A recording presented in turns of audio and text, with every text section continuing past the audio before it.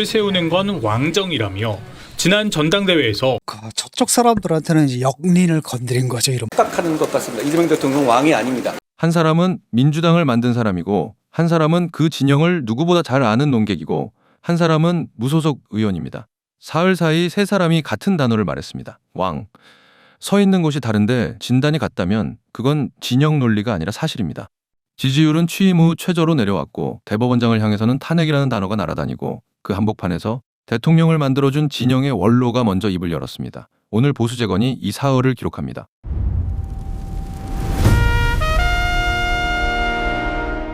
먼저 오늘 아침에 나온 숫자부터 보고 가겠습니다. 38.9%.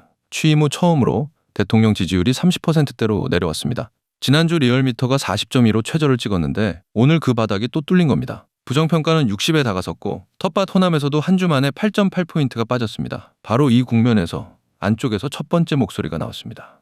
리얼미터 조사 결과를 보니까 교수님, 호남에서 8.8%포인트가 급락을 했다. 됐습니다. 지금 이재명 대통령의 모습은 권력자의 모습이에요. 그것도 굉장히 오만한 권력자예요. 소통하고 교감하고 공감을 이루는 방식으로 하고 있지 않아요. 발언을 정리하면 이렇습니다. 지난 1년간 대통령이 보인 모습은 오만한 권력자의 모습이다. 대통령이 자신의 대리인을 보내 당을 지배하려 한 것, 이것은 공화 정신에 어긋난다. 민주공화정이 아니라 왕정이다. 그리고 한 발 더 나갔습니다. 대통령 스스로 집권연합을 해체하고 있다. 조만간 비극적 결과를 맞을 것이고 지지율은 30%대를 찍을 것이다. 이 마지막 문장을 기억해 두시기 바랍니다. 답이 나오는데 이틀이 걸렸습니다. 이상한 조폭 문화 같은 거. 그다음에 그 실세 후보한테 줄 다 서고 당내 경선에서 불공정한 사건이 빈발해도 아무도 항의하는 사람이 없고. 분명히 해두겠습니다. 저희는 유시민 작가의 정치적 입장에 동의하지 않습니다. 그런데 바로 그래서 이 발언이 중요합니다. 민주당을 만들고 이 정권 탄생에 앞장섰던 사람이 자기 진영의 대통령에게 왕정이라는 단어를 썼습니다. 바깥의 비판은 반박할 수 있어도 안쪽의 진단은 반박이 어렵습니다. 교수님 어떻게 보십니까? 이 유시민의 작심이라고 봐야 될까요? 저쪽 사람들한테는 이제 역린을 건드린 거죠. 이른바. 여기까지 나가는. 유시민 작가랑 이재명 대통령이 화해할 가능성은 어떻게 보십니까? 없어요. 있을까요? 없어요. 절대 안. 전 권력은 공유할 수 없습니다. 절대 없어요. 예. 붙을 겁니다. 아마. 영린, 용의 목에 거꾸로 난 비늘.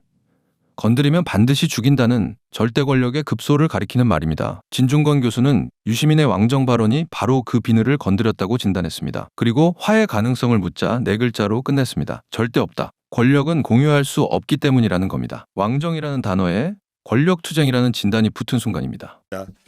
여기에 대해서 교수님, 박홍근 기획예산처장은 슈퍼 예산 점검하기도 바쁠 텐데 나섰습니다. 나를 장관시켜준 이재명 대통령인데 빨리 나서야지. 이런 생각을 했을까요? 뜻대로 안 돼. 앙심 품었냐? 유시민을 향한 발언으로 이해됩니다. 우물에 침 뱉지 마라. 팀 정청래의 한민수도 유 작가 판단에 다 동의하진 않습니다. 여권의 반응을 보겠습니다. 박홍근 기획예산처 장관은 이렇게 받았습니다. 뜻대로 안 되니 앙심을 품었나. 우물에 침 뱉지 마라. 최고위원 한민수는 다 동의하는 건 아니라며 선을 그었고 최민희 의원은 대통령 잘못이 아니라 언론 탓이라고 했습니다. 최민희 같은 경우에 이제 뭐라고 하는 겁니까? 일단은 최민희는 뭐냐? 대통령 잘못한 거 하나도 없다. 언론이 잘못한 거다. 아부하고 있는 거예요. 예.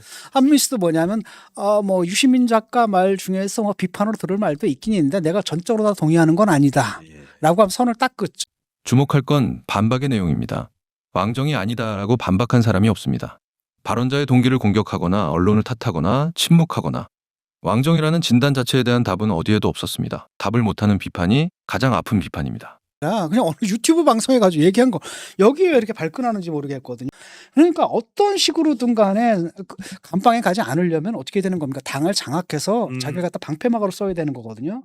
그러려면 뭘 해야 되느냐면 한편으로는 공소 취소를 하고 두 번째는 뭡니까? 연임을 하거나 예. 그다음에 그도저도 안 된다면 법원을 장악해가지고 내 사람으로 심어놔야 되는 겁니다. 그래서 대법관을 갖다 26명으로 늘어놓는 거 아니에요? 아하. 자기 임기 동안에 22명을 임명을 하게 돼 있어요. 진중권 교수가 정리한 세 가지 수순입니다. 첫째, 공소 취소. 노웅래 무죄를 억울한 기소로 포장해 불씨를 살리는 것. 둘째, 연임. 개헌 논의가 자꾸 대통령 주변에서 나오는 이유. 셋째, 법원 장악, 그리고 셋째의 이름이 이번 주에 실명으로 드러났습니다. 문화일보 보도입니다. 이 대통령이 우리법 출신 김민기 판사를 고소하자 조 대법원장은 부부 이해 충돌을 들어맞섰다.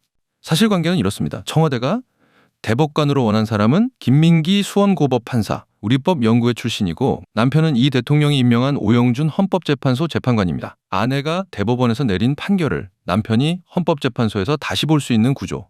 대법원장이 이 사람만은 안 된다고 한 이유입니다. 그래서 조희대 대법원장은 다른 2명을 서면으로 제청했고 그날부터 탄핵이라는 단어가 대법원을 향해 날아들기 시작했습니다. 저희가 앞서 기록했던 바로 그 사건입니다. 거기서 4사람을 뽑았는데 거기 누가 예. 들어가 있는 거냐? 몇 팀에 김민기, 김민기가 들어가 있는 거예요.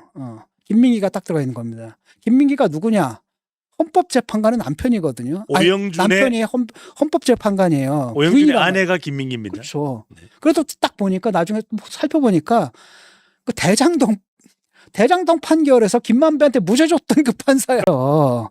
그런데 대법원의 입장에서는 아니 남편은 헌법재판관이고 부인은 대법관이면은 대법의 판결이 헌재로 가잖아. 그때 이게 충돌할 수가 있는 거 아니겠습니까? 서울신문 제목 그대로 읽어드립니다. 조희대, 청와대가 원한 김민기 판사 반대, 합의 안 된 손봉기, 서면 제청. 그리고 이 구조 전체에 실명으로 정면 질문을 던진 사람이 있습니다. 대한민국 3권 분립에 달합니다. 그 3권 분립에서 대통령이 우위에 있습니까? 그렇지 않습니다. 대법원장에게 제청하라고 한 이유는 대통령의 입맛에 맞는 사람으로만 사법부가 구성되는 것을 막기 위한 헌법적 장치입니다.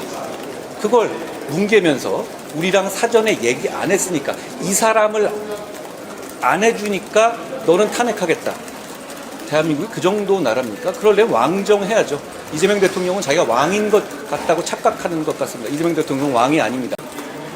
역설적으로 그러면 이재명 대통령이 그렇게 시키고 싶어하는 김민기 판사는 왜 꼭 김민기 판사여야 하는 겁니까? 왜 손봉기는 안 되고 김민기여야만 하는 것인지 그 점을 답해야 합니다. 질문이 정확히 급소를 겨눕니다. 왜 하필 꼭 김민기여야 하는가?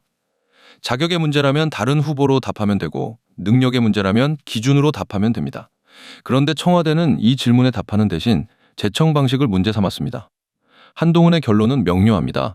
자기 입맛에 맞는 사람으로만 대법원을 채운다면 이 나라는 민주주의 국가가 아닙니다. 근데 왜 그럼 김민기를 꼭 넣어야 되느냐? 설명을 못 하는 거야. 왜 꼭 김민기여야 되는데 그건 설명 못 해. 왜? 뻔하거든. 우리법 연구회 출신이잖아. 첫 번째. 두 번째, 대장동 무죄 줬잖아. 이거잖아. 이제 새 목소리를 겹쳐보겠습니다. 유시민, 민주공화정이 아니라 왕정이다. 진중권, 절대 권력의 영린을 건드렸다. 한동훈, 그러려면 왕정해야죠. 이재명 대통령은 왕이 아닙니다. 그리고 기억하실 겁니다. 대법원장에게 당장 나가라던 집권당 대표에게 한동훈이 던졌던 그 문장. 왕이 된 것 같나 봅니다. 안에서 시작된 진단을 밖에서 확인해 준 겁니다. 진영이 다른 사람들이 같은 단어에 도달할 때 그 단어는 과장이 아닙니다.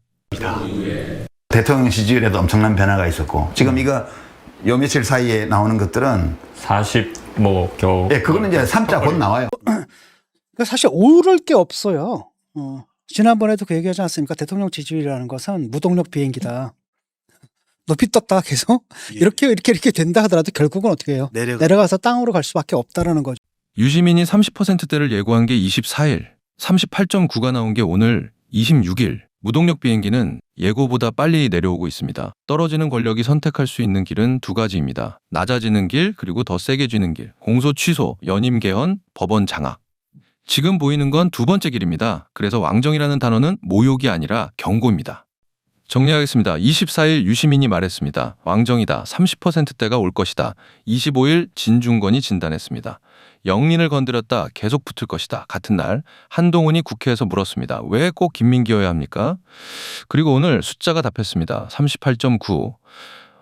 청와대의 답만 아직 없습니다. 답이 나올 때까지 저희가 지켜보고 기록하겠습니다. 보수는 지금 갈림길에 있습니다. 왕이라는 단어 앞에 조용해지는 길과 왕이 아니라고 말하는 길. 저희는 2번째 길을 기록하겠습니다. 이 영상이 유익하셨다면 구독과 좋아요 그리고 댓글로 여러분의 판단을 남겨주세요. 무너진 보수 다시 세웁니다.